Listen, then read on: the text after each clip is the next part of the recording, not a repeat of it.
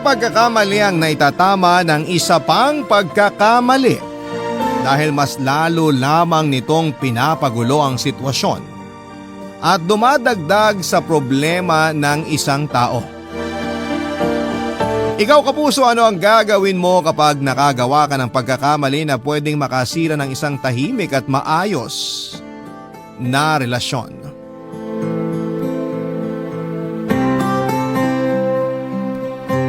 Dear Papa Dudut, hi po sa inyo at sa mga kabarangay natin na nakikinig ngayon. Itago nyo na lamang po ako sa pangalang Alexa, 32 years old at nakatira dito sa Pampanga.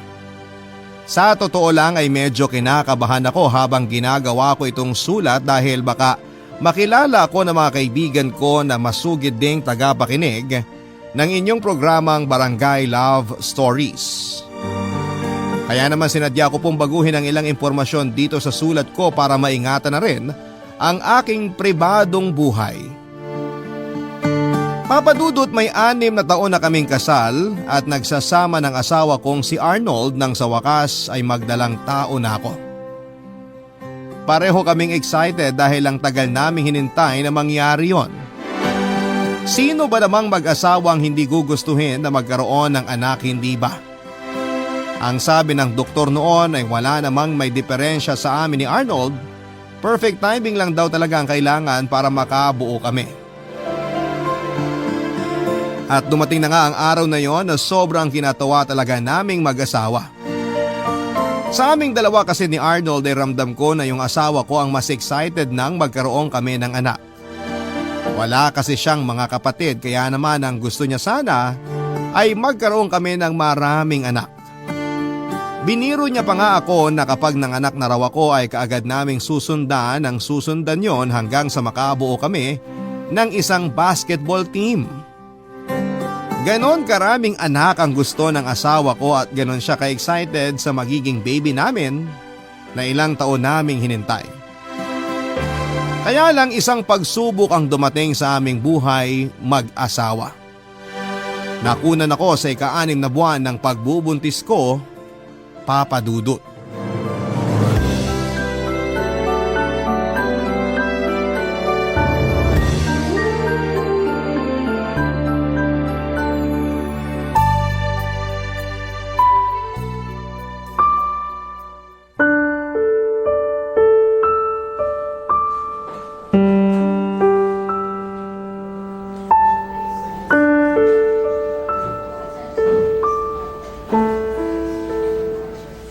Etong lugaw, kumain ka na Alexa.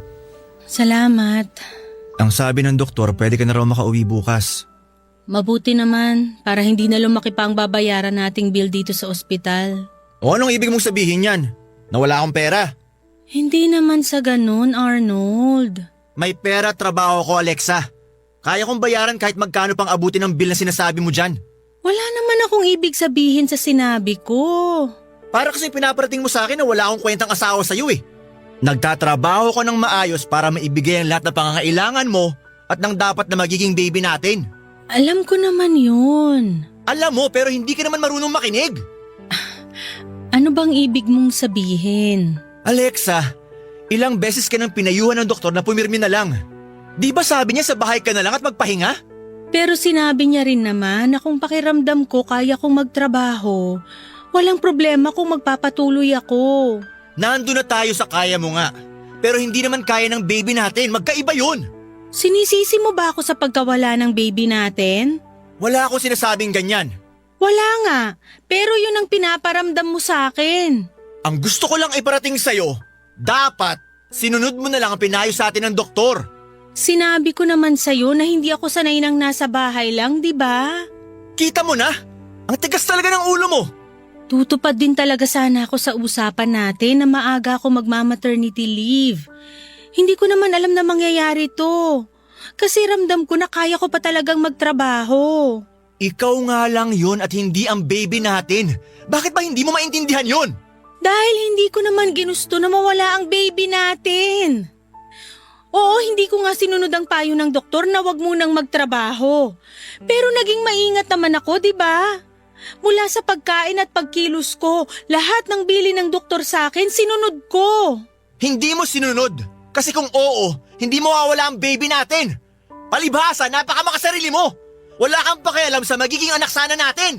Hindi totoo yan! Mahal ko ang baby natin! Ang sabihin mo, mas mahal mo yung sarili at trabaho mo. Alam mo, hindi ko maintindihan kung bakit hindi mo maiwan-iwan yung lecheng trabaho mo eh. Kulang pa ba talaga ang perang inaabot ko sa'yo tuwing kinsenas at katapusan? Magkano bang gusto mong iabot ko sa'yo tuwing sweldo ko, ha?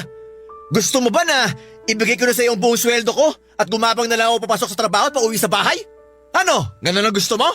Arnold, sinabi ko na naman sa iyo ang dahilan kung bakit ayoko mag-resign. Masyado na ako napamahal sa trabaho ko at hindi ako sanay na palaging nasa bahay lang. Kita mo na? Napakamakasarili mo talaga. At wala kang pakialam sa baby natin. Ako lang! Ako lang talaga nagmamahal kay baby! Ako lang, Alexa! Papadudot nang magbuntis ako ay sinabi ng doktor na medyo masela ng kalagayan ko, lalo na ang pagkabit ni baby sa sinapupunan ko. Pinayuhan niya rin nga ako na mas mabuti pa nga kung magpahinga na lamang ako sa bahay at hindi na muna magtrabaho. Pero dahil malakas naman ako noon at wala akong kahit na anong kakaibang nararamdaman, sinabi ko na maaga na lang akong magma-maternity leave. Sinabi ko rin sa doktor na malakas ang pakiramdam ko sa katawan ko kaya wala siyang kahit na anong dapat na ipag-alala sa akin. Kaya lang dahil na rin siguro sa puyat at stress ko sa trabaho ay bigla na lamang akong dinugo isang araw. At doon na nga nangyari na nalaman namin na wala na ang baby namin dahil tuluyan na siyang bumitaw, Papa Dudut. Sobra din po akong nasaktan noon at syempre ako ang nanay at ako ang nagdala kay baby ng ilang buwan sa sinapupunan ko. Pero ang mas masakit lang kasi doon ay ako rin ang sinisisi ng asawa ko sa mga nangyari. Siguro nga ay kasalanan ko talaga pero sa mga oras na yon ay kailangan ko rin naman ang karamay. Pero yon ang hindi pinaramdam sa akin ni Arnold. Dahil kahit na hindi niya diretsyong sinabi sa akin ay alam kong galit siya. At ako lang ang sinisisi niya sa pagkawala ng baby namin, Papa Dudut.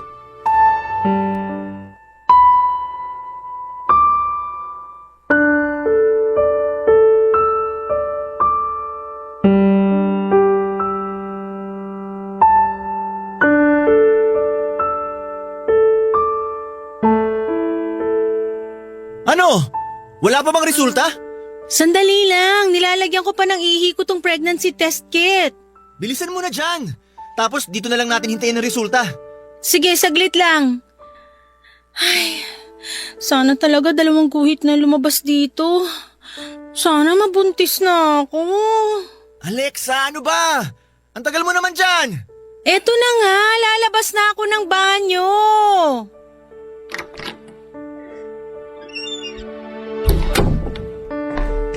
Nasaan yung pregnancy test kit mo? Eto, lalagay ko na dito sa lamesa. Oh, bakit wala pa lumalabas na kahit na anong guhit? Saglit lang, Arnold. Maghintay lang tayo ng konti. Ayan na, may lumalabas ng guhit. Sabi sa'yo, mabilis lang yan eh. Teka, ano to? Isang guhit lang ang lumabas?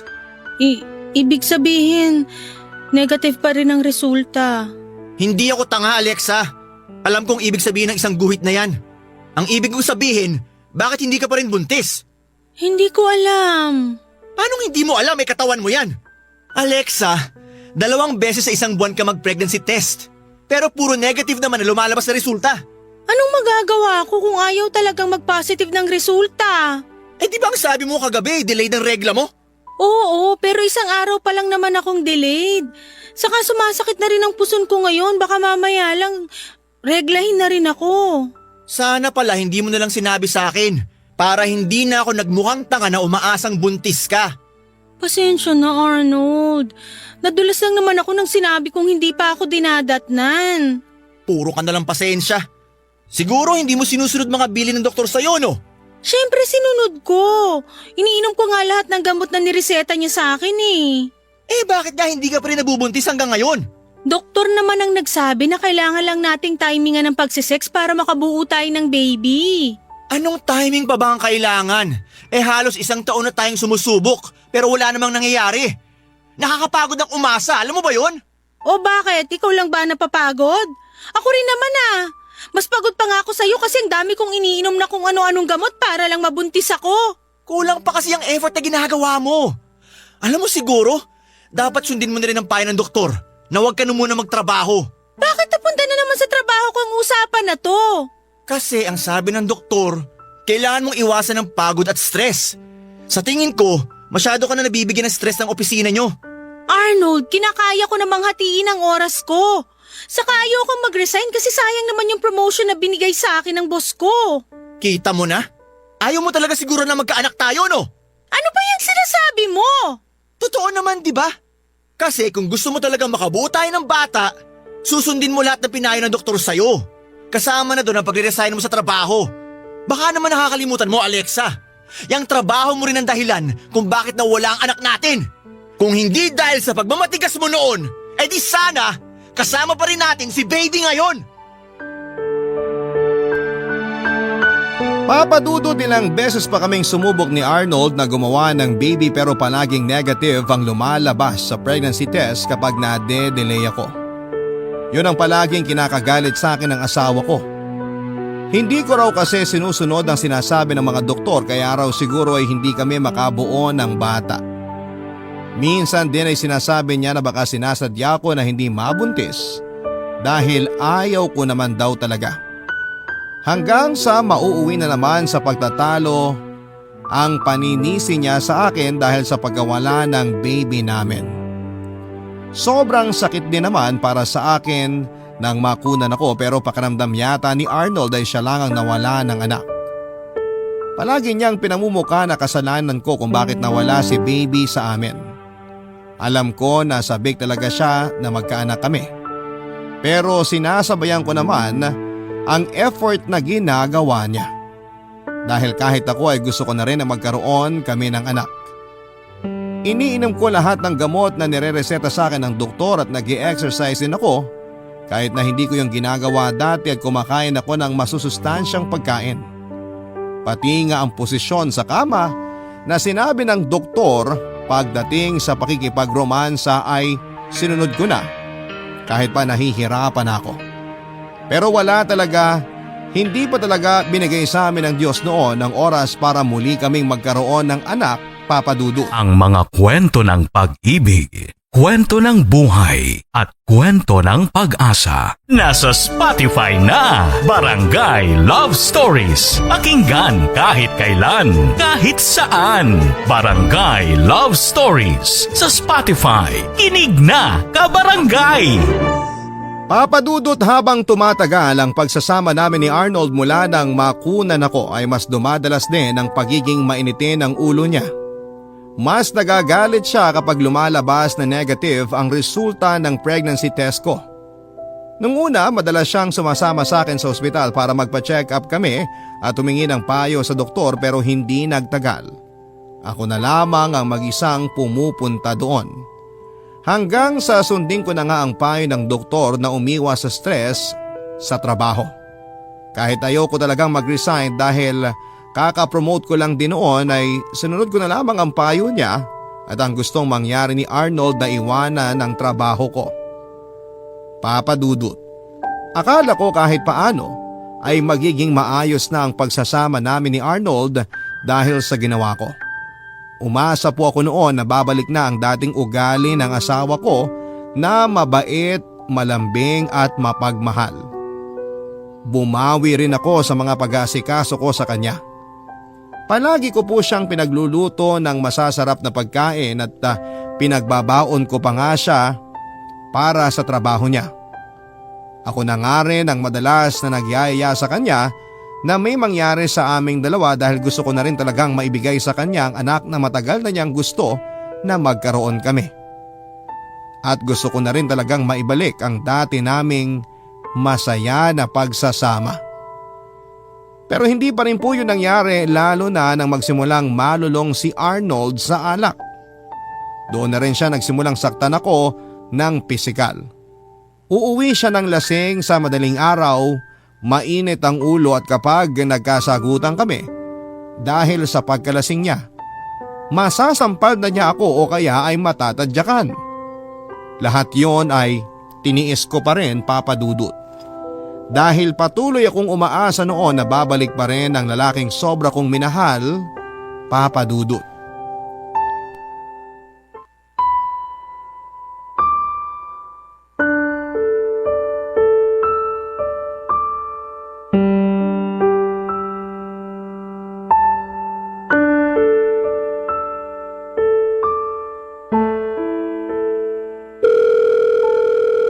Nasaan na ba si Arnold?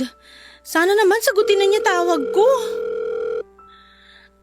Ay, ano ba yan, Arnold? Ba't hindi ka pa rin sumasagot? Mag-aalas 11 na ng gabi, wala ka pa rin dito sa bahay. Ay, nandiyan na yata siya. Siya na yata ay nagbukas ng gate. Tingnan ko nga dito sa bintana. Ah, siya na nga. Ay, nako. Ang hina naman ang mga kasama ko sa alak. Nabitin lang tuloy ako.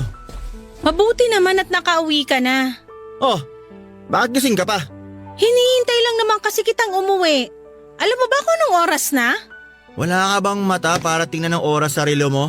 Huwag mo akong pilosopuhin, Arnold. Kanina pa kita tinatawagan pero hindi mo sinasagot. Hindi ko alam kung nasa ang lupalop ka na ba o kung uuwi ka pa dito sa bahay natin.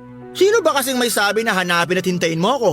Asawa mo ko. Natural lang na mag-alala ako sa'yo dito sa bahay natin. Asawa nga kita. Pero hindi mo naman ako mabigyan ng anak. Anong sabi mo? Tumabi ka na nga lang dyan sa dadaanan ko. Gusto ko na magpahinga. Hindi! Gusto kong marinig uli yung sinabi mo kanina. Tumahimik ka na dyan, Alexa. Pagod ako sa trabaho. Kaya wag mo nang painitin pa lalong ulo ko. Arnold, bakit ba palagi ka na lang ganyan? Palagi ka na lang umuwi ng malalim na ang gabi tapos lasing pa. Hindi na nga kita makausap ng matino eh. Saka pwede ba? Hindi ko naman kasalanan kung bakit hindi kita mabigyan ng anak. Hindi ko kasalanan kung bakit hindi ako mabuntis-buntis. Pero kasalanan mo pa rin kung bakit namatay ang anak natin. Bakit ba paulit-ulit mo na lang sinisisi sa akin ang pagkawala niya? Kasi kung iningatan mo lang sana ang sarili mo at nakinig ka lang sa akin na mag-resign na kaagad sa lintik na trabaho mo, hindi siya mawawala. Pero hindi ko nga ginusto yung nangyari na yon. Hindi ko ginusto na mawala sa atin si baby. Tumahimik ka na nga. Kahit naman anong sabihin mo, hindi na siya mabubuhay. Umalis ka na dyan sa dadaanan ko dahil gusto ko na magpahinga. Hindi! Pag-usapan natin to! Dahil hindi matatapos ang issue na to kung paulit-ulit mo akong tatalikuran. Isigaw mo sa akin ngayon lahat ng galit mo, Arnold! Sisihin mo pa ako sa pagkawala ni baby! Murahin mo ako kung gusto mo, sige lang! Yun naman talaga ang gusto mong gawin, di ba? Isigaw mo na sa akin, saktan mo na uli ako nang matapos na to! Sabi ng tumahimik ka na, Alexei! Naririnig na ako sa'yo! Dada ka ng dada!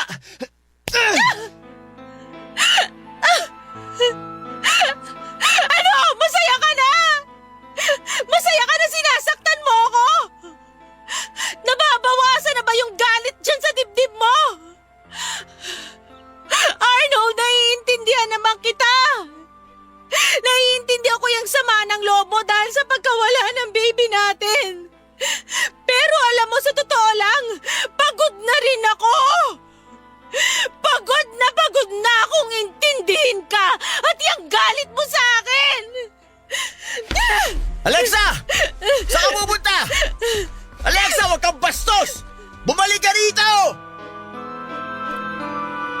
Papadudot, lahat naman siguro tayo ay marunong mapagod at lahat ng pagtitiis ay may hangganan. Masyado nang mabigat ang mga pinagdadaanan ko sa kamay ng asawa kong si Arnold. Hindi ko na kaya pang tiisin ang pananakit, mura at paulit-ulit na paninisi niya sa akin dahil sa pagkawala ng anak namin. Pareho namang kaming nawalan. Pero bakit parang pinamumukha niya sa akin na siya lang ang nasasaktan noon? Lagi niyang pinaparamdam na para bang wala akong naging pagmamahal o pagmamalasakit sa anak namin na ipinagbuntis ko. Kung tutuusin ay ako nga ang dapat na mas masaktan dahil ako ang nagdala kay baby sa sinapupunan ko, pero hindi yon ang nakikita ni Arnold. Pinaparamdam niya sa akin na naging napakawalang kwenta kong nanay sa dapat na magiging anak namin. Bigla na lang tuloy akong nakaramdam ng pagod ng gabi na yon, Papa Dudut. Naramdaman ko na parang hindi ko na kayang tiisin pa ang ginagawa niya sa akin. Hindi ko na kaya pang paulit-ulit na lamang nasaktan ang asawa ko. At nang gabi na yon ay nag-decide na akong umalis ng bahay namin nang muli niya na naman akong saktan. Dala ko ang cellphone at wallet ko na nasa bulsa ko at kagad akong sumakay ng tricycle na nakaparada malapit lang sa amin. Dumiretso ako sa bahay ng pinsan at kumari kong si Kate. Kaya lang, wala naman siya doon sa bahay pero pinatuloy pa rin ako ng asawa niyang si Ryan, Papa Dudut.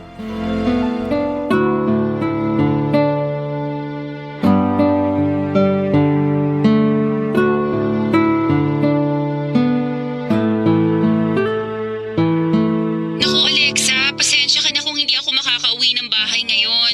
Tulog na rin kasi ang mga bata dito sa bahay ni nanay. Ayos lang, Kate. Ako nga ang dapat humingi ng pasensya kasi pumunta ako dito sa bahay niyo ng 10 oras ng gabi. Ano ka ba? Walang problema doon. Ayun nga lang, si Ryan lang ang nandyan ngayon sa bahay. Nahihiya nga rin ako dito sa asawa mo. Ayoko na rin sanang tumuloy nung malaman ko kanina na wala ka pala dito. Kaya lang wala naman akong ibang mapupuntahan ng ganitong oras. Kaya nga dyan ka na magpalipas ng gabi sa bahay namin. Uuwi rin naman kami ng mga anak ko bukas ng tanghali. Ang sabi mo wala kang nadalang gamit, di ba? Oo, wallet at cellphone ko lang ang nabitbit ko nung umalis ako ng bahay namin.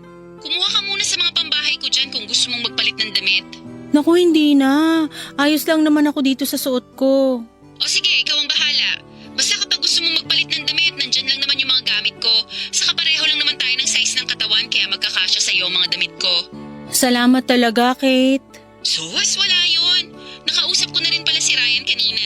Binilin ko na sa kanya na doon ka na lang sa kwarto namin matulog at doon na lang siya sa sofa. Isa lang kasi ang kwarto namin dyan sa bahay. Okay lang naman kahit ako na lang ang matulog sa sofa. Ako naman ang hindi papayag na ikaw ang hindi maging komportable sa pagtulog mo. Stress ka na nga sa asawa mo, pati ba naman dyan sa bahay namin? Mas stress ka pa? Hindi naman pwede yun. O basta, feel at home ka lang dyan.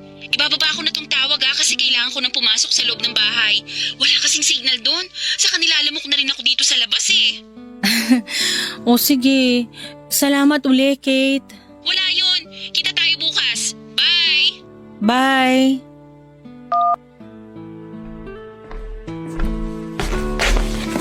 Alexa, kumain ka muna oh. Pasensya na kung pritong itlog at longganisa lang tong naluto ko. Ito na lang din kasi ang laman ng ref namin. Oh, eto. Ayos lang, hindi ka na dapat nag-abala pa. Hindi rin naman ako nagugutom. Nako, kailangan mong kumain. Kahit konti lang. Kung hindi, lagot ako sa misis ko kapag nireport ko to sa kanya na hindi mo ginalaw tong mga niluto ko. Sige na nga. Salamat, Ryan, ha. Saka pasensya ka na rin kasi naabala pa kita ng ganitong oras. Ayos lang. Wala rin naman akong pasok sa trabaho bukas. Kaya nga ito, umiinom ako ng alak mag-isa. Pampatulog lang. Ay, oo nga. Kumusta na pala yung pasa sa pisngi mo? Hindi na ba masyadong masakit? Hindi na masyado. Salamat sa ice bag na pinahiram mo kanina. Ay, alam mo ba na hindi ito ang unang pagkakataon na nasaktan ako ni Arnold? Hindi pala first time yan? Bakit tinayaan mo pang maulit? Dahil mahal na mahal ko ang asawa ko at ayoko na tuluyang masira ang pagsasama namin. Tama naman siya na kasalanan ko kung bakit nawala ang baby namin eh. Kaya dapat kong intindihin ang galit na nararamdaman niya sa akin. Alexa, walang may gusto na mawala ang baby niyo. Kaya hindi mo yung kasalanan kasi hindi mo naman sinadya ang nangyari. Ay, ang mabuti pa, eto. Para saan tong bote ng alak? Uminom ka para kahit paano, marelax ka. Huwag kang mag-alala, hindi naman malakas ang tama ng alak na yan. Mag-isang bote ka lang para makapagpahinga ka rin kaagad mamaya. Papa Dudut, magkaklase kami ni Kate mula elementary hanggang high school at naging magka-schoolmate din noong college. Kaya naman naging malapit din kami sa isa't isa. Kahit paano rin ay kaklose ko na ang naging asawa niya na si Ryan dahil mabait naman ito sa akin. Kaya nga hindi ko na rin napigilan noon ang sarili ko na mapakwento sa kanya at maglabas ng sama ng loob sa sitwasyon ko. Umiyak na rin ako noon dahil walang ibang nakakaalam ng mga pinagdadaanan ko sa kamay ni Arnold kung hindi si Kate lamang. Naging magaan naman ang loob ko kahit papaano dahil sa pag-uusap namin na yon ni Ryan. Nang mga oras din na yon, Papa Dudut, ay sakto namang umiinom siya ng alak nang dumating ako sa bahay nila. Hindi ko na nga rin siya natanggihan pa nang alokin niya ako ng isang bote ng alak. Alam ko kasi na kailangan ko yon para kahit papaano ay makalimot ako sa pinagdadaanan ko. Pero hindi lang pala problema ko ang makakalimutan ko noon kung hindi pati na rin ang limitasyon ko ng gabi na yon. At dahil nga sa sobrang kalasingan ko noon ay hindi ko na napigilan pa na may mangyari sa amin ni kumpare Papa Dudut. Kabarangay, i-share mo ang iyong barangay love stories. Sabay-sabay nating pakinggan ang iyong kwento ng pag-ibig, buhay at pag-asa. Ipadala lang sa barangaylovestories@yahoo.com. Papa Dudut, nang magising ako sa tabi ni Ryan na wala nang kahit na anong saplot sa katawan namin ay kaagad akong bumangon at doon na rin siya nagising. Agad niyang kinuha ang mga damit niya at lumabas ng kwarto. Ako naman ay naiwan doon na mabilis ding nagbihis. Saglit pa akong natigil noon sa kwarto at napatulala.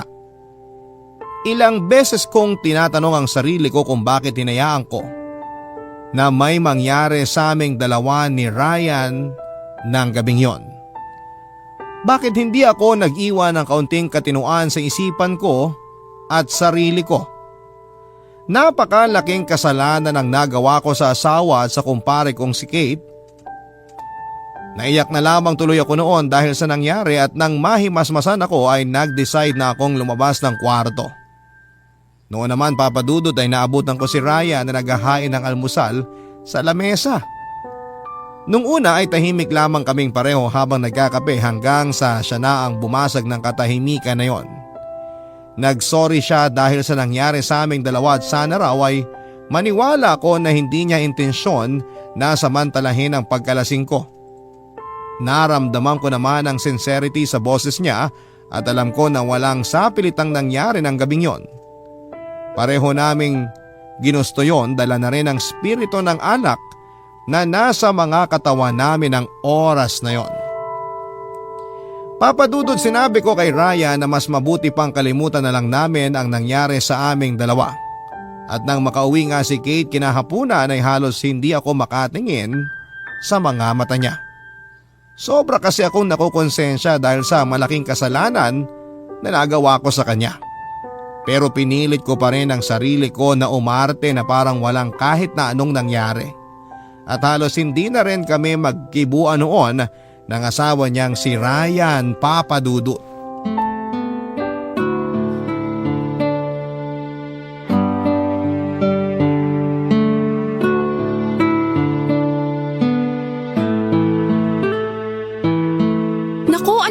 Pasamo sa pisngi, Alexa.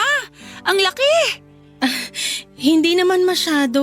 Saka pagaling na rin naman to. Anong hindi masyado ka dyan? Malaki kaya? Mukhang malakas ang pagkakasampal sa'yo ng hayop na Arnold na yun ah. Lasing lang siya kagabi kaya niya ako nasaktan. Huwag mo na siyang ipagtanggol. Sigurado naman ako na hindi yun ang unang pagkakataon na nasaktan ka niya. Bakit ba kasi tinitiis mo pang makasama siya sa iisang bahay? Alam mo naman ang sagot dyan, Kate. Ayokong tuluyan na masira ang pagsasama namin. Kaya okay lang sa'yo na gawin kang punching bag ng asawa mo, ganon. Hindi naman ganon kasama si Arnold kagaya ng iniisip mo. Sigurado ko na kaya siya nagkaganon kasi hindi niya pa rin matanggap ang pagkawala ng baby namin. Alexa, halos 1 taon na rin ang nakalipas mula nang makunan ka. Kahit hindi ko na-experience ang makunan o mawalan ng anak, alam ko naman na mali ang ginagawa niyang pananakit sa'yo. At mali ka rin na hinahayaan mo siyang saktan ka ng ganyan. Mahal ko si Arnold eh. Nandun na tayo sa mahal mong asawa mo. Pero wag mo naman sanang kalimutan na mahalin ang sarili mo. Excuse sa inyo. Pinagtimpla ko kayo ng kape saka eto. May biko rin akong dala na binili ko sa nagdala kong bata kanina. Ilalagay ko na dito sa lamesa ha. Oh, Ayan, salamat mahal. Kanina pa nga rin ako nagugutom eh. Alexa, eto ang kape mo. Tsaka ito, biko. Salamat, Ryan. Nga pala, mahal. Lalabas lang ako saglit. Nagyaya kasi si paring Oka na uminom kami sa bahay nila. O sige, basta umuwi ka kaagad. Saka huwag kang magpapakalasing masyado ha. Oo, mahal. Maiwan ko muna kayo. Sige, Alexa.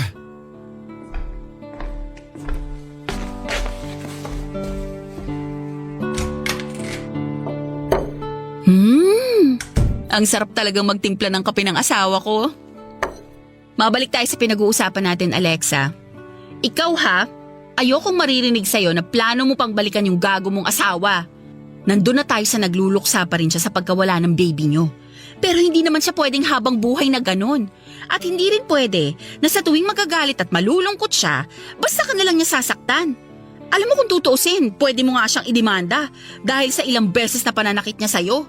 Sakto kasi may kakilala akong abogado na pwedeng tumulong sa'yo. Ano, gusto mo ba tawagan ko na siya? Oy! Alexa! Aha? Ayos ka lang ba? Oo naman. Ayos lang ako. Bakit parang bigla ka na lang natulala dyan? Ano bang iniisip mo? Oh, wala. Ayos lang talaga ako. Sigurado ka? Oo. May gusto ka bang sabihin sa akin? Wala! Ang ibig ko sabihin, alam mo naman na yung nangyari sa amin ni Arnold. Kaya ano pa bang dapat kong ikwento sa'yo? Wala naman. Nagtaka lang ako kasi parang bigla ka na lang natulala dyan. Kanina naman maayos tayong nag-uusap. May naaalala lang ako kaya siguro parang bigla na lang akong natahimik. Ay naku, kung ano man yung iniisip mo, sana hindi yan tungkol sa plano mong balikan yung gago mong asawa.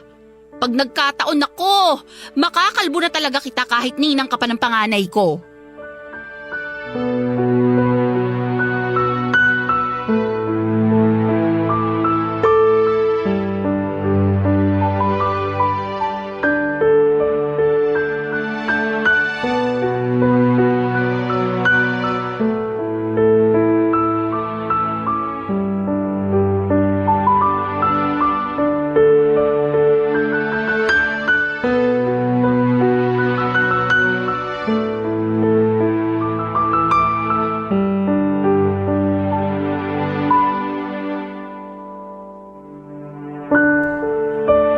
Papadudod sa kabila ng pangungumbinsin ni Kate na huwag ko nang muli pang balikan ang asawa ko ay hindi ko rin po nasunod yon.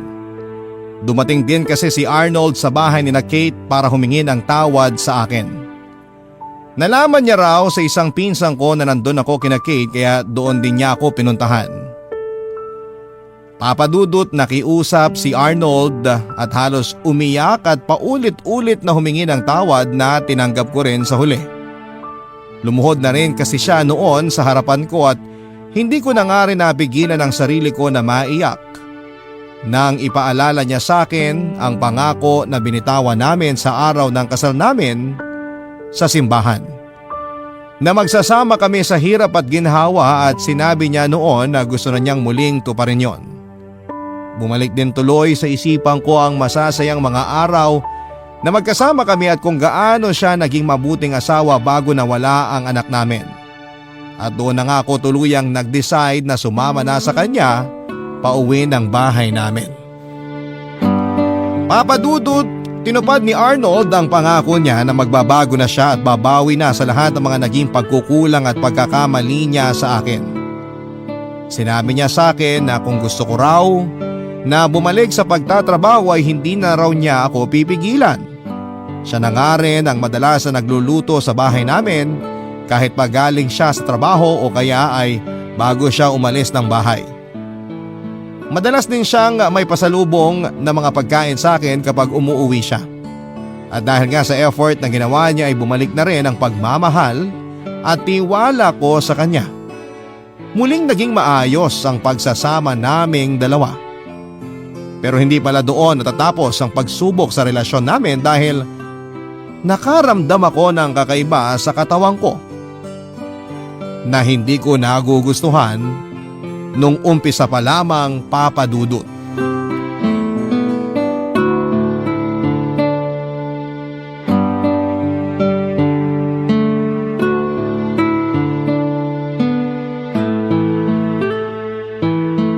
Kumusta ka naman dito sa bahay nyo? Ayos naman. Ayos naman na ayos lang talaga? O nagkukunwari na ayos lang? Maayos lang talaga, Kate. Sabi ko naman sa'yo, nagbago na ang asawa ko eh. Alam mo, parang hindi ko kayang paniwalaan yan. Kaya ba palagi mo akong pinupuntahan dito sa bahay namin? Bukod dito sa masarap na merienda na palagi mong hinahanda kapag bumibisita ako, isa rin talaga sa mga dahilan kung bakit nandito ako, gusto kong makasigurado na hindi ka na sinasaktan ng gago mong asawa. Kate, wala ka nang dapat alalahanin sa akin. Mula nung bumalik ako dito sa bahay namin, hindi na talaga ako sinaktan ni Arnold. Never na rin niya akong nasigawan kahit isang beses. At siya pa ang mas madalas magluto kasi gusto niya raw talaga na makabawi sa akin. Naks naman, mukhang sineseryoso niya talaga ang pangako niya sa'yo ah. Pero wala pa rin ako masyadong tiwala sa asawa mo. Baka sa umpisa lang yung pagbawi ng pinapakita niya. Tapos sa mga susunod na araw, bumalik na naman siya sa pagiging walang hiya niya. Ikaw talaga, Kate. Ang hirap mong hingian ng sorry. Ganun talaga. Kapag nasaktan na ako, matagal bago ako magpatawad. Kaya nga takot lang ni Ryan na gumawa ng kasalanan sa akin. Uy, Alexa! Ayos ka lang? Sandali lang ha. Magbabanyo lang ako.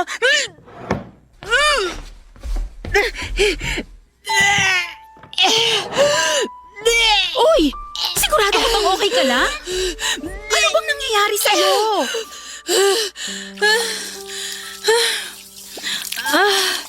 Wala lang to. Sumama lang bigla yung timpla ng tiyan ko. Sumamalang ba talaga ang timpla ng tiyan mo?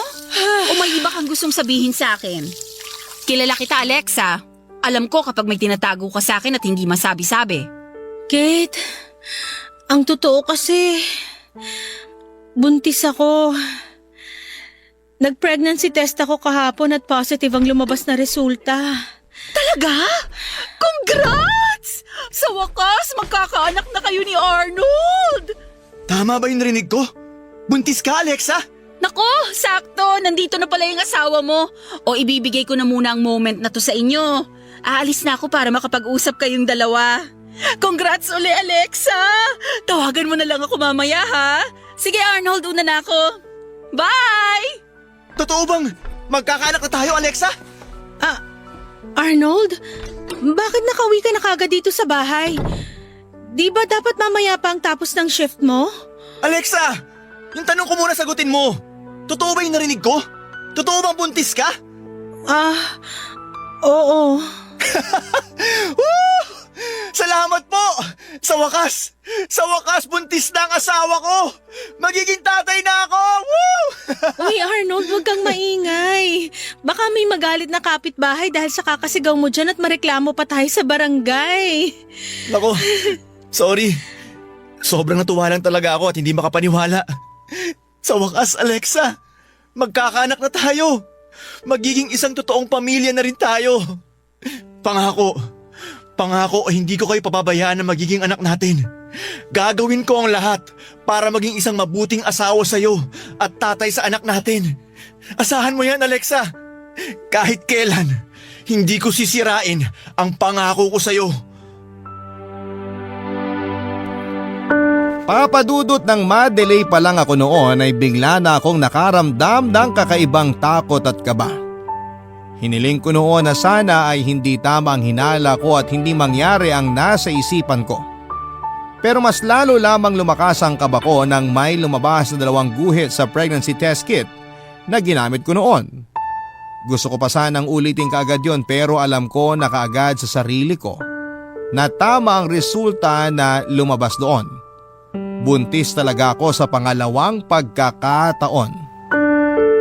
Alam ko na dapat ay maging masaya ako kagaya ng asawa kong si Arnold Papadudut kahit mahigit 1 taon din namin hinintayon mula nang makunan ako.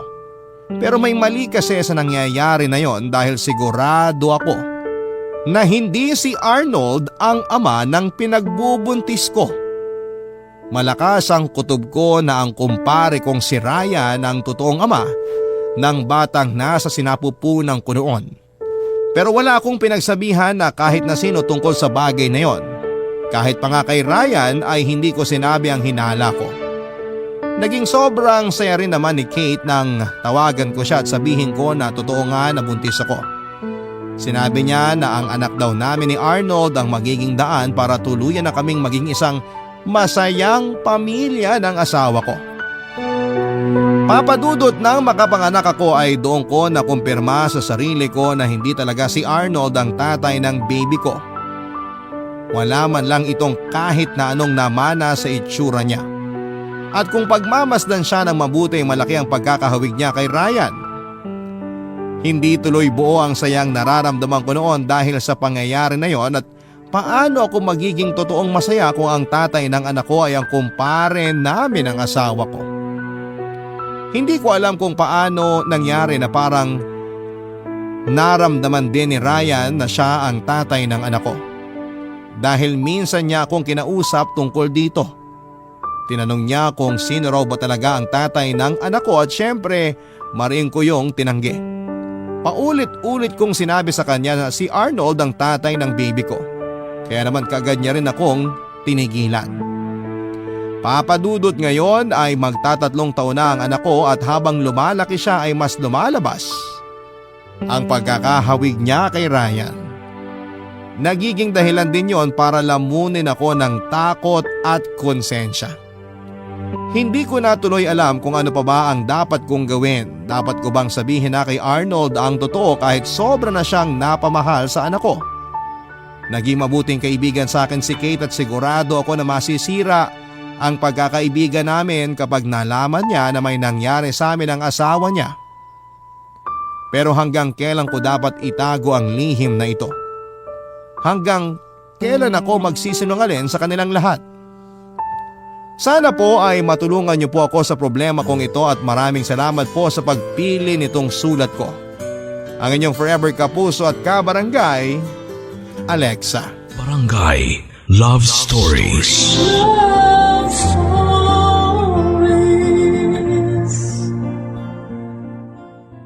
Barangay LS 97.1 Number 1 Forever. Ang mga kwento ng pag-ibig, kwento ng buhay at kwento ng pag-asa dito sa Barangay Love Stories.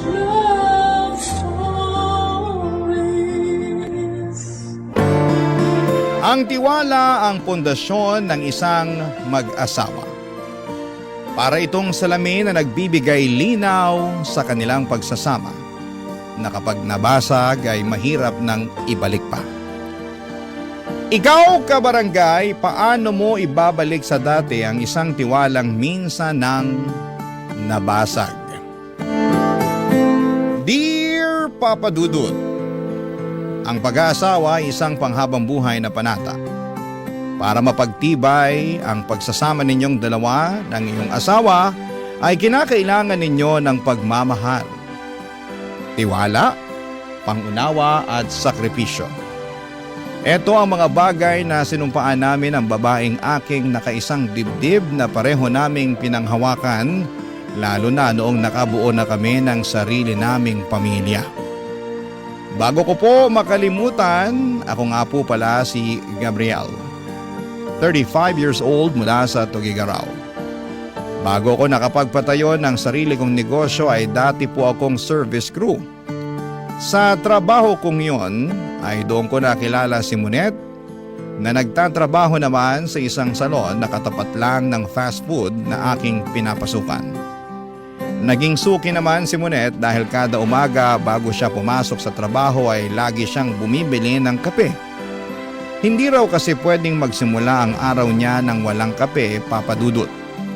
Sa araw-araw naming pagkikita mula sa mga simpleng batian at kumustahan ay nakabuo kami ng closeness hanggang sa unti-unti ay nauwi ito sa isang matamis na pag-iibigan. Hindi naman mahirap ibigin si Monet, Papa Dudut, dahil sa kanyang pagiging masiyahin at maalaga. Kahit nga sa mga simpleng bagay ay ramdam ko ang kanyang malasakit hindi lang sa akin kundi pati na rin sa ibang mga tao, Papa Dudut. Ang pag-iibigan naming yon ay tumagal ng 5 taon hanggang sa hindi inaasahan ay nakatanggap kami ng isang magandang biyaya na dulot ng aming pagmamahalan.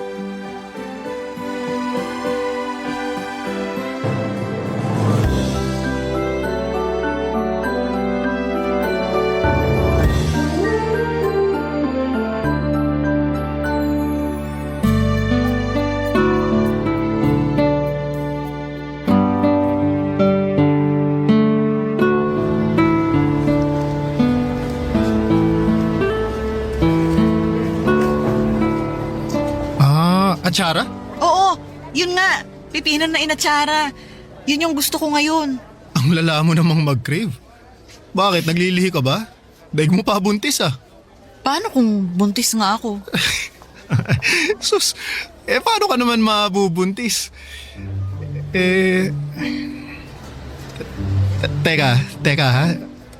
Monet, buntis ka ba? Uy, Monet, huwag ka namang magbiro ng ganyan. Kapag buntis ba ako, anong gagawin mo? Katulad ka rin ba ng ibang lalaki dyan na duwag? Yung sweet sa una pero kapag nakadisgrasya, tinatakbuhan na yung responsibilidad nila? Siyempre hindi. Hindi ako ganun. Kahit mabuntis ka pa, hindi kita tatalikuran. Hindi kita iiwan kahit ano pang mangyari. Mabuti naman. Dapat lang. Pero hindi ka naman buntis, di ba? Buntis ako, Gabriel. Ha? Monet, hindi nga. Totoo ba? Buntis ka nga. Oo nga. Paulit-ulit. Sandali lang. Paano? Ha? Sinasabi mo bang magiging tatay na ako? Magkakaanak na tayo? O sige, lakasan mo pa para marinig tayo ng mga tao, para pagchismisan nila tayo. Pagchismisan nila tayo, wala akong pake. Ang mahalaga sa akin, magkakaroon na tayo ng anak. Yes! Woo!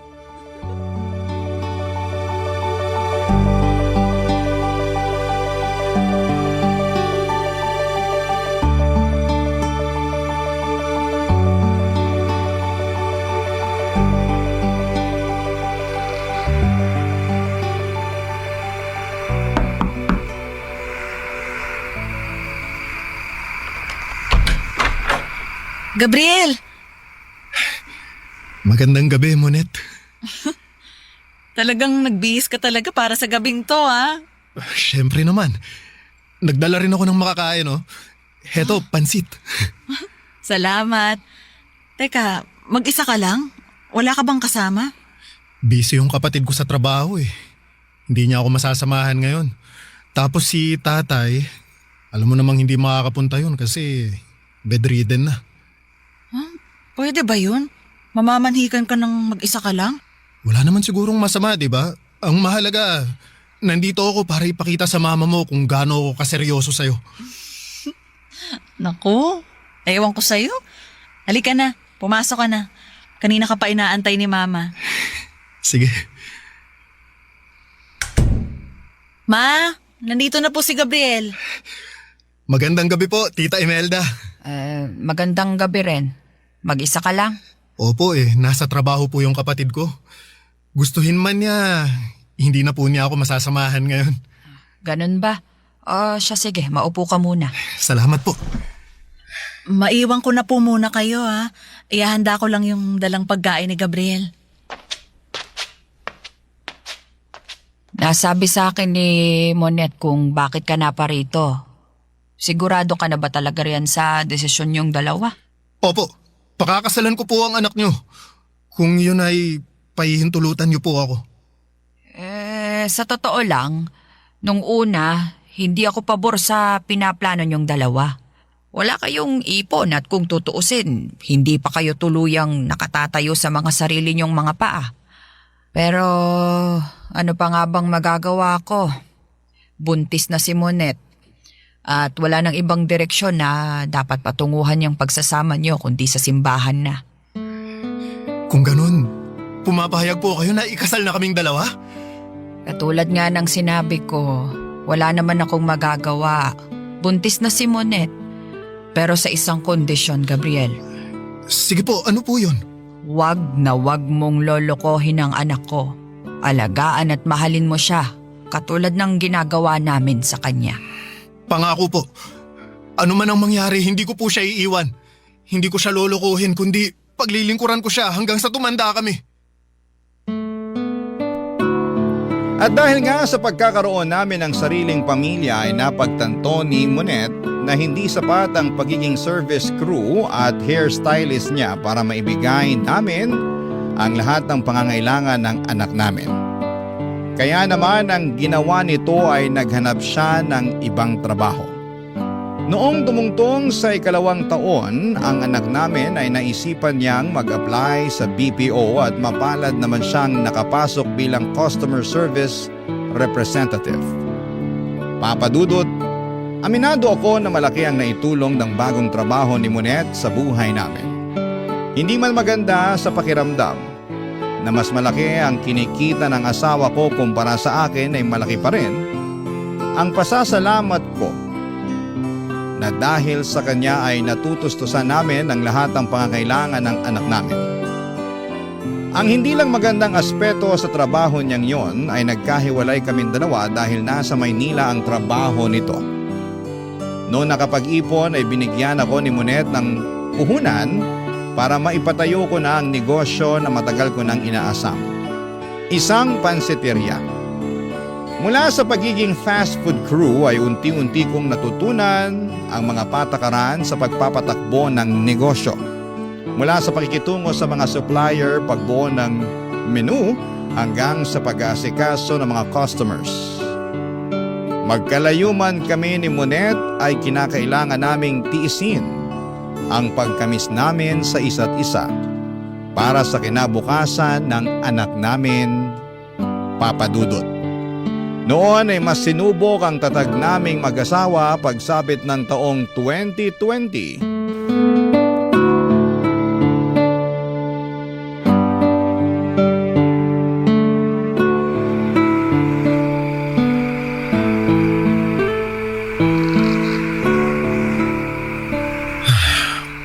Nakauwi na kaya si Monet? Matawagan nga ulit.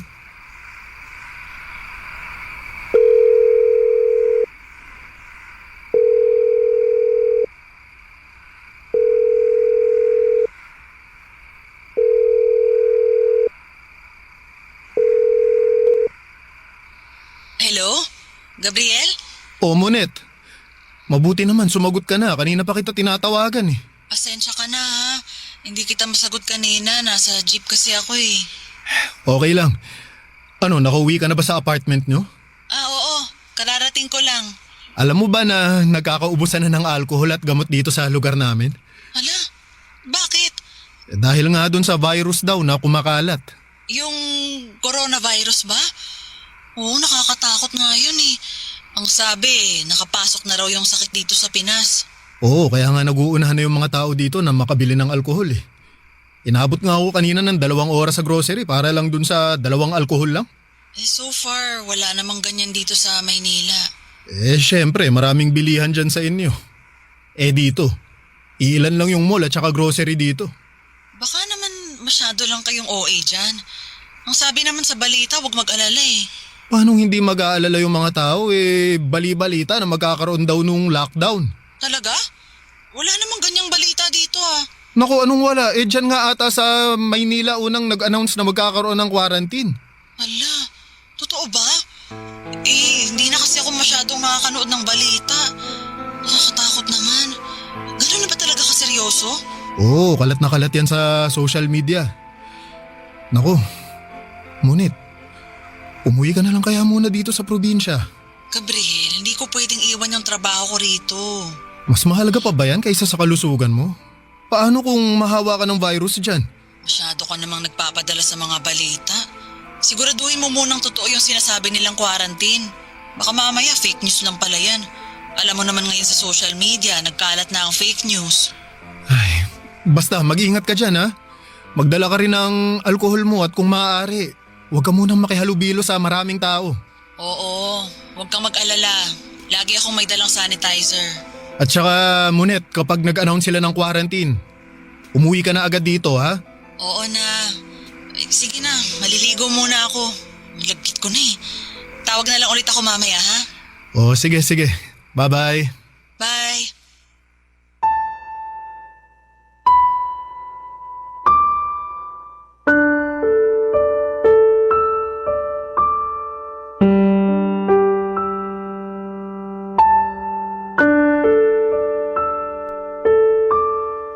At dahil nga sa lockdown ay napilitan akong isarado ang pansitirya ko, Papa Dudut.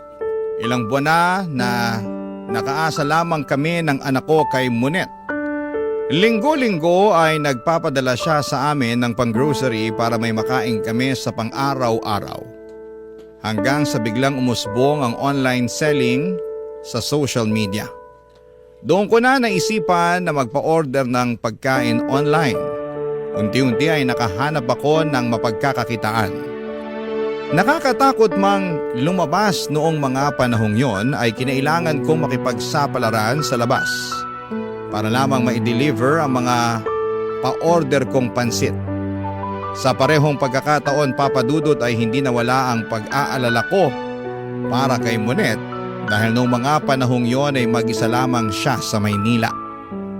May kasama naman siya noon sa tinitirhan niyang apartment pero bago pa man ang lockdown ay nakauwi agad ito sa kanilang probinsya kaya naiwang mag-isa doon si Munet. Nasa maayos man siyang kalagayan ay hindi ko maiwasang mabahala dahil walang mag-check sa kanya kapag may sakit siya o kung anuman.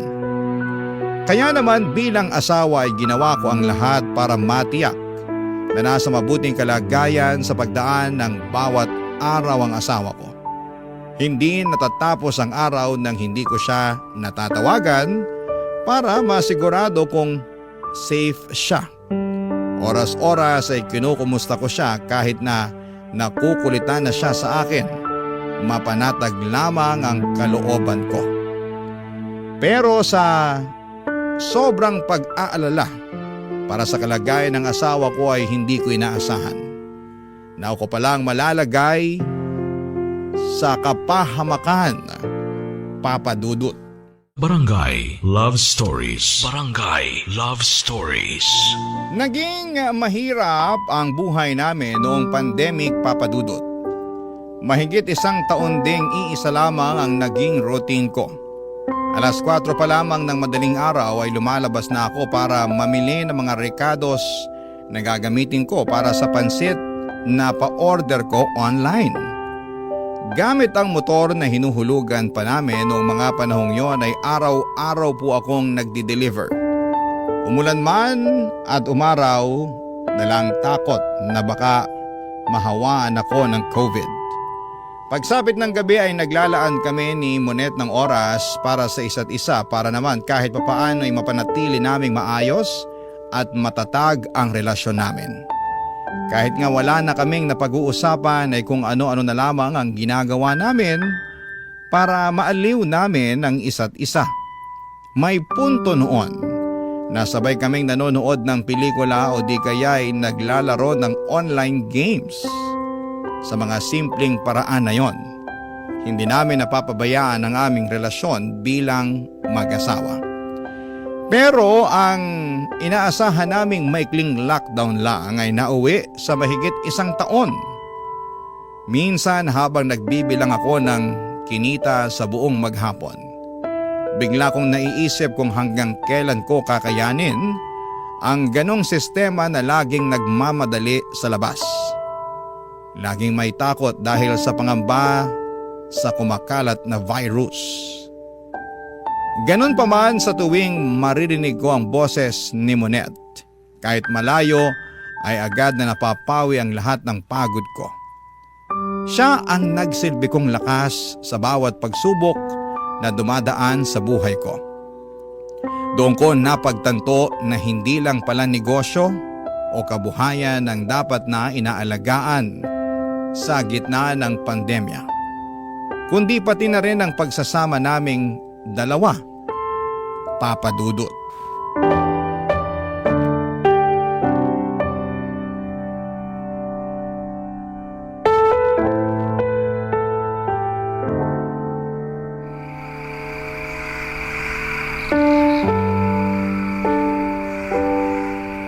Mabuti na lang pinayagan kayong mag-work from home no? Oo nga eh. Walang choice yung company namin kasi bawal lumabas. Kaysa tumigil sa operation, dinala na lang nila yung trabaho sa bahay. Pero at least, kumikita pa rin. Ako, yung pansiteria ko, inaagyaw na dun. Pero sabi mo, kumukuha ka ng orders online, di ba?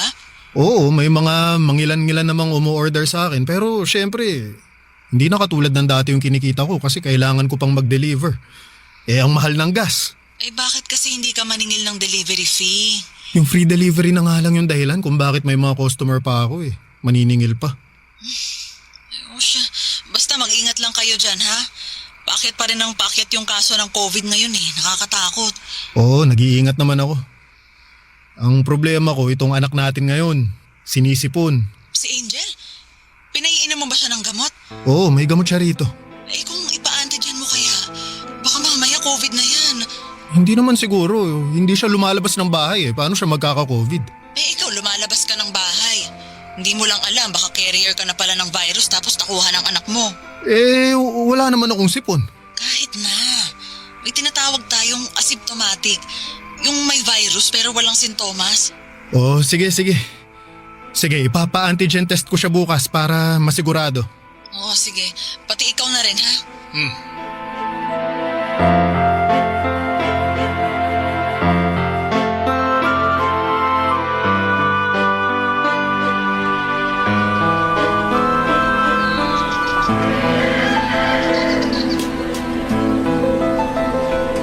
Hello, Gabriel?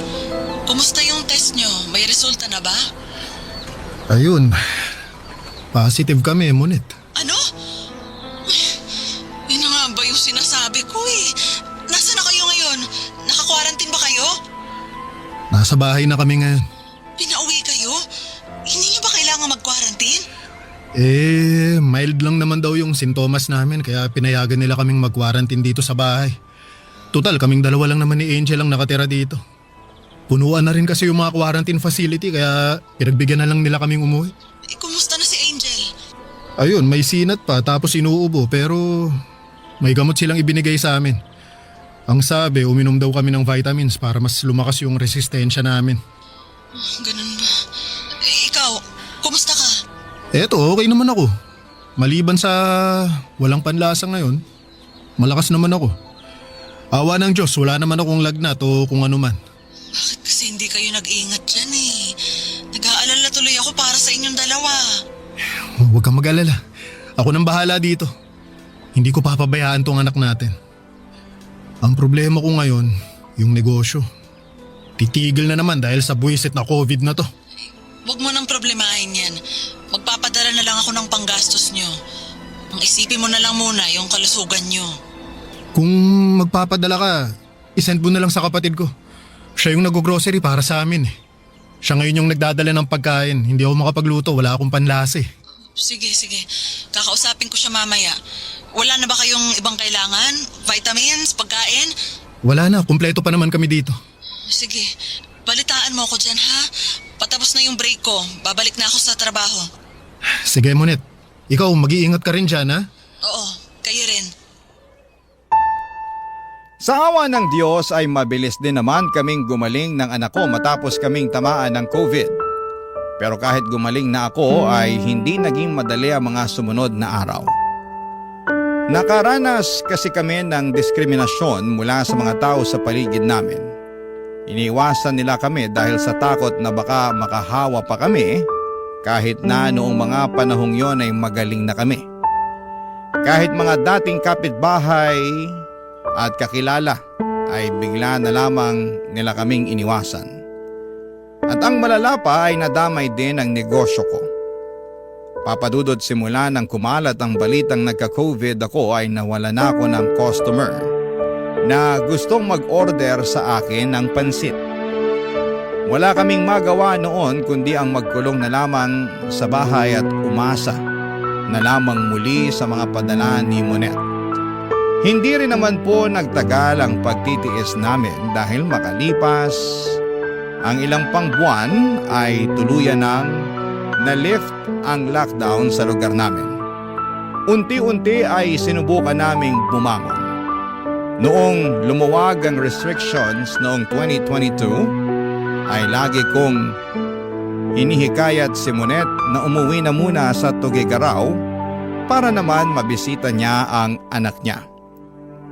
Pero hindi niya ito magawa-gawa dahil sa trabaho nito. Kaya naman naisipan ko na kaming dalawa na lamang ng anak ko ang pumunta sa kanya. Naisipan kong isorpresa ang asawa ko. Kaya hindi namin siya sinabihan na luluwas kami. Pero papadudod sa halip na si Monet ang masurpresa sa biglaang pagbisita namin sa kanya ay ako pa ang sobrang nagulat.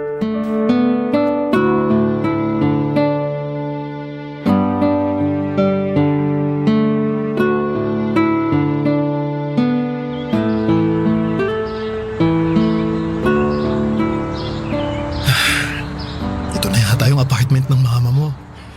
Angel, pagkabukas ng pinto, sigaw ka ng surprise ha? Opo, Papa.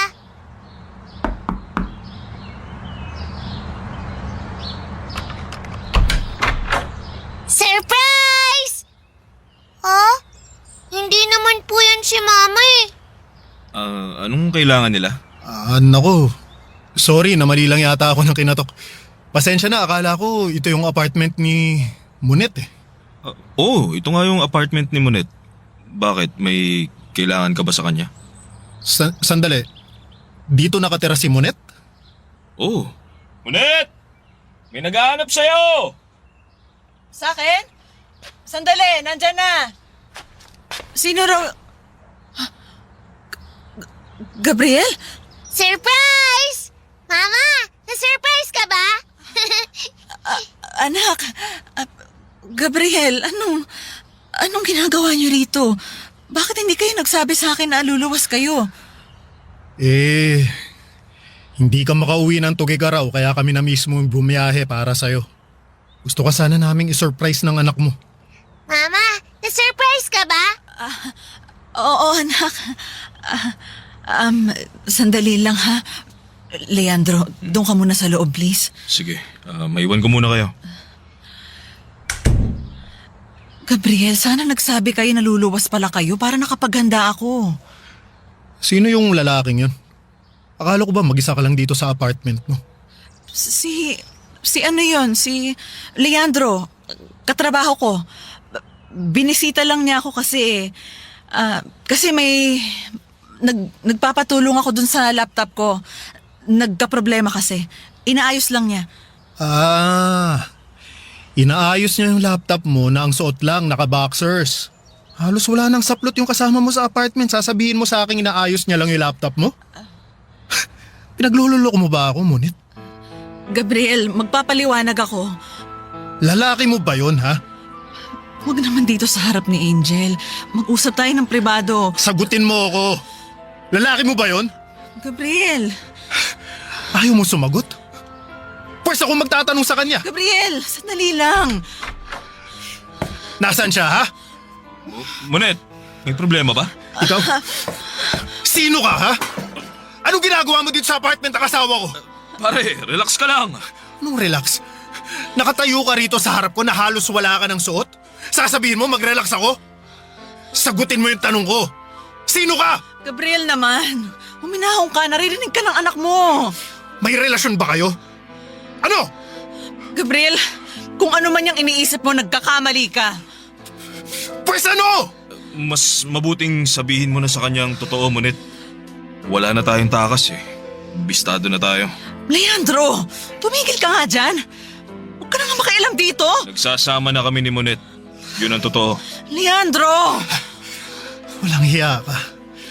Kaya pala ayaw mong umuwi sa Tugigaraw, may iba ka na palang kinakasama dito? Kailan pa? Ha? Kailan mo pa ako niloloko? Simula nung nagkaanak kami. Leandro, tama na please. May anak kayo? Gabriel, I'm sorry. Angel, halika na. Umuwi na tayo, Angel. Halika na. Papadudot ng araw ding yon ay bumalik agad ako sa Tugigaraw kasama ang anak namin. Buong biyahe ay pinipigilan kong umiyak. Gusto kong maging matatag para kay Angel pero sa bawat tahimik na sandali ng biyahe, naririnig ko ang tibok ng puso kong durog na durog. Pagdating sa probinsya ay paulit-ulit akong tinatawagan ni Monet. Nang mga panahong yon dahil sa galit ay hindi ko pa magawang sagutin ang tawag nito. Wala pa akong lakas ng loob na marinig muli ang boses niya. Kahit wasak na ang loob ko ay itinago ko sa mga kaibigan at kamag-anak namin ang totoong mga nangyari. Ayaw kong kaawaan ako ng mga tao. Ayaw ko ring husgahan si Monet ng iba. At higit sa lahat ay ayokong pagpiestahan ng mga tao ang buhay namin. Sa halip ay tinuong ko na lamang ang sarili ko sa muling pagpapatakbo ng aking pansiteria. Hindi ko na maatim na tumanggap pa ako ng kahit na anong kusing mula kay Monet. Kaya napilitan po akong umutang para lamang makapagsimulang muli. Sa awa naman ng Diyos ay unti-unti ring bumalik ang mga suki ko. Mahirap man ang pinagdaanan ko noon ay pinilit kong isantabi ang nararamdaman ko para sa anak ko.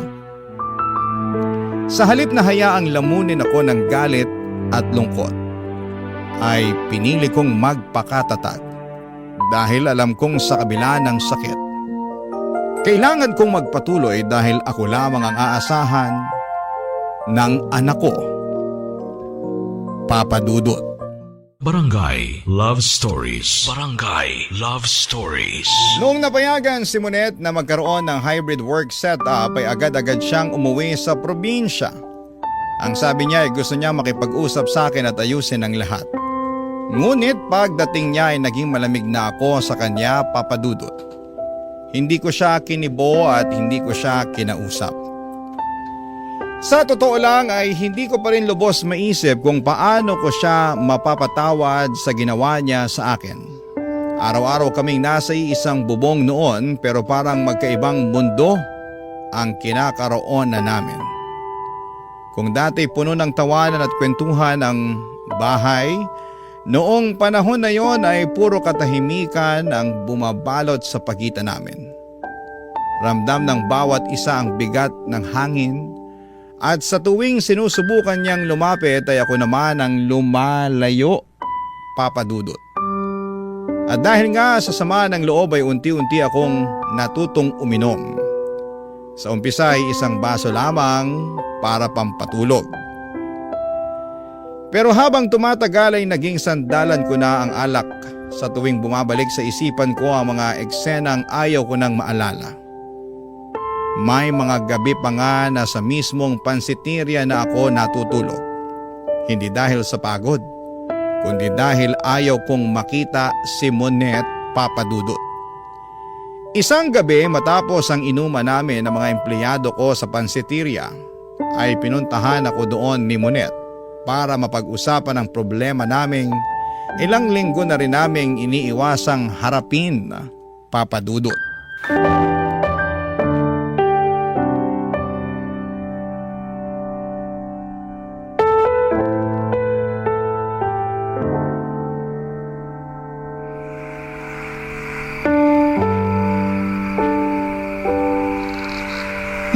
Tayo magiging ganito. Ano, habang buhay mo na lang akong hindi papansinin? Anong gusto mong gawin ko? Magkunwari na walang nangyari? Gusto mo tanggapin kita ulit sa buhay ko na parang wala kang ginawang kasalanan? Bigyan mo naman ako ng pangalawang pagkakataon. Pagkakataon? Sige, bibigyan kita ng pagkakataon para magpaliwanag. Ikwento mo sa akin lahat, baka sakaling masagot mo yung bumabagabag sa isip ko kung bakit, Monet. Bakit mo nagawa sa akin yun? Please, kalimutan na natin yung nangyari. Magsimula na lang ulit tayo. Nandito na ako. Magsimula na lang ulit tayo, please. Anong kalimutan? Sa tingin mo ganun lang kadali yun? Gusto mo ako makausap? Sige, mag-uusap tayo. Paano kayo nagkakilala nung lalaking yun? Gabriel naman. Gusto mo makipag-usap, di ba? Simulan natin sa simula. Paano kayo nagkakilala? Tenant din siya sa apartment building na inuupahan ko. Nagkaroon kami ng ugnayan nung pandemic. Tapos ano? Nadisgrasya ka niya? gusto ko namang ipaalam sa'yo yung nangyari. Maniwala ka. Pero hindi ko alam kung paano ko sasabihin sa'yo yung totoo. Natakot ako. Alam mo, sa lahat ng tao, hindi ko inaasahan to mula sa'yo, Monet. Mag-isa lang ako noon. Wala akong kasama. Wala akong makausap. Si Leandro lang yung tanging katuwang ko noong mga panahong yon. Kaya ka nagpabuntis. Hindi ko ginusto yung nangyari. Hindi ginusto? Magkasama kayo sa iisang apartment. Sabay kayong nagpapalaki ng batang binuon yung dalawa. Tapos hindi mo yun ginusto? Naipit lang ako sa sitwasyon. Talaga lang ha? Alam mo, ito yung hindi ko maintindihan eh. Paano mo nasisikmurang makipag-video call sa akin gabi-gabi habang may kasama kang ibang lalaki? Paano mo nagagawang mag-I love you sa akin habang harap-harapan mo pala akong niloloko? Gabriel, mahal kita. Alam mo yan. Kung ganun, bakit mo ako niloko? Ha? Bakit, Monet? Anong pagkukulang ko? Anong nagawa kong mali, ha? Bakit mo ko kailangan lokohin ng ganito? Gabriel, walang mali sa'yo. Wala kang pagkukulang. Sadyang malandi ka lang. Gabriel! Alam mo kung anong masakit? Ha? Niloko mo na nga ako. Nagpabuntis ka pa. Anong sasabihin natin ngayon kay Angel? Paano natin ipapaliwanag sa bata na yung nanay niya nabuntis ng ibang tao kaya ngayon may kapatid na siya sa labas? Sabihin mo, Monet, ha? Sabihin mo sa akin kung paano. May intindihan naman siguro niya kapag lumaki na siya. Hindi, Monet. Hindi niya kailangang intindihin yun. Hindi dapat iniintindi yung bagay na ginawa mo eh. Bakit ka namin kailangang intindihin? Nagtaksil ka, yun ang nangyari, tapos! Ano bang kailangan kong gawin para mapatawad mo na ako? Gagawin ko lahat. Talaga? Kaya mong iwan yung lalaking yun? Kaya mong talikuran yung anak mo sa kanya? Kaya mo bang itapon yung buhay na binuo mo sa Maynila? Oo, kaya ko. Gagawin ko lahat ng yon, mapatawad mo lang ako. Basta bumalik lang tayo sa dati. Sige, Monet. Gawin mo.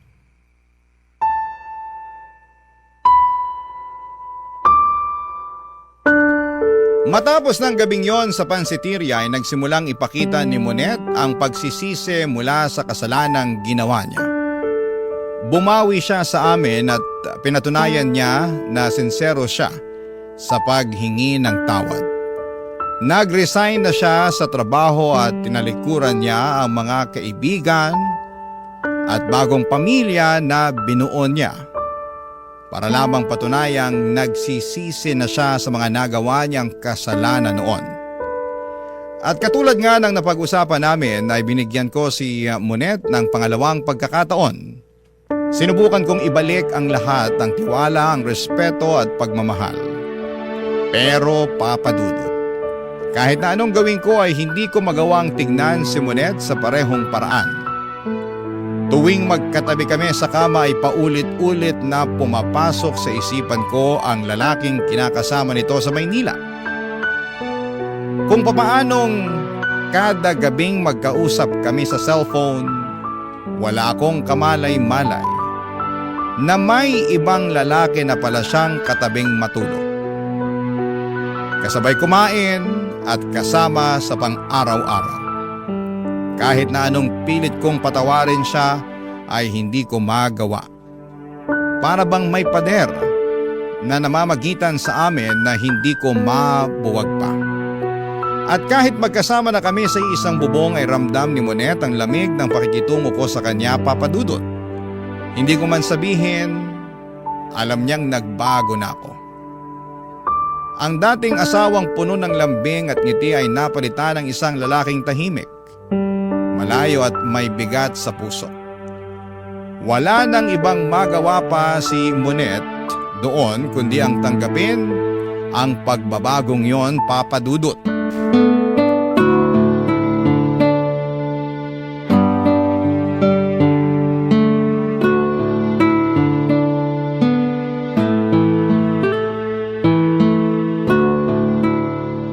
Sandali, mag-usap nga tayo.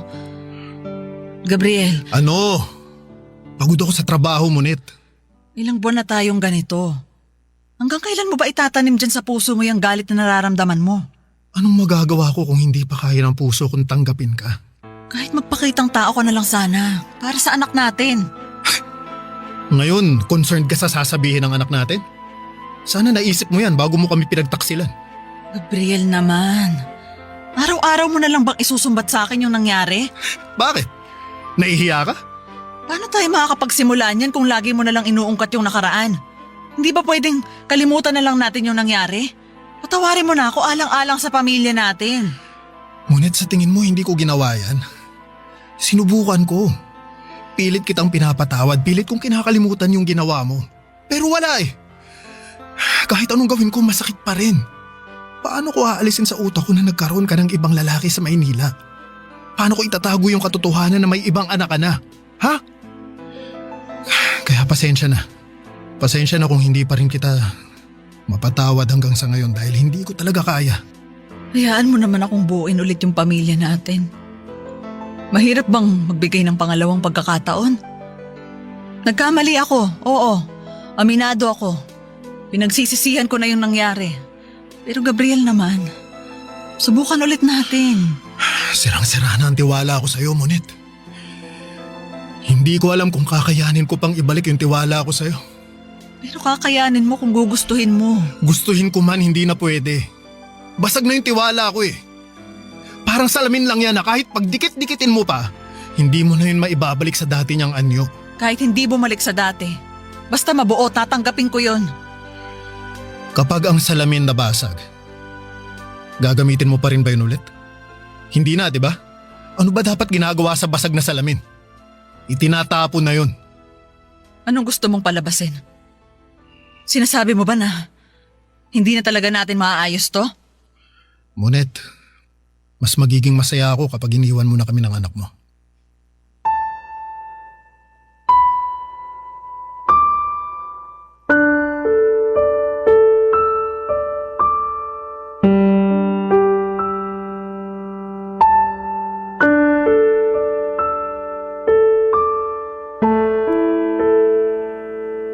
Papadudot mabilis na kumalat sa lugar namin ang nangyaring hiwalayan sa pagitan namin ni Monet. Pero kahit na anong pilit sa aking alamin ng mga tao kung ano nga ba ang sanhi ng hiwalayan namin, ay hindi ko sinabi sa kanila ang rason. Tanging ang mga kamag-anak lang namin ang nakakaalam ng mga nangyari. Hindi may iwasan ang mga pagkalat ng chismis na di umano ay nagkaroon ng lalaki si Monet sa Maynila pero never ko itong kinumpirma. Bilang respeto na rin sa naging pagsasama namin ng dati kong asawa. Kalaunan ay bumalik si Monet sa Maynila para makasama ang bagong pamilya nito. Kapag umuwi siya sa Tuguegarao ay hindi ko naman ipinagdadamot sa kanya na makita si Angel. Binibigyan ko sila ng oras para magkasamang dalawa. Kahit papaano ay naging civil kaming dalawa ni Monet para na rin sa anak namin.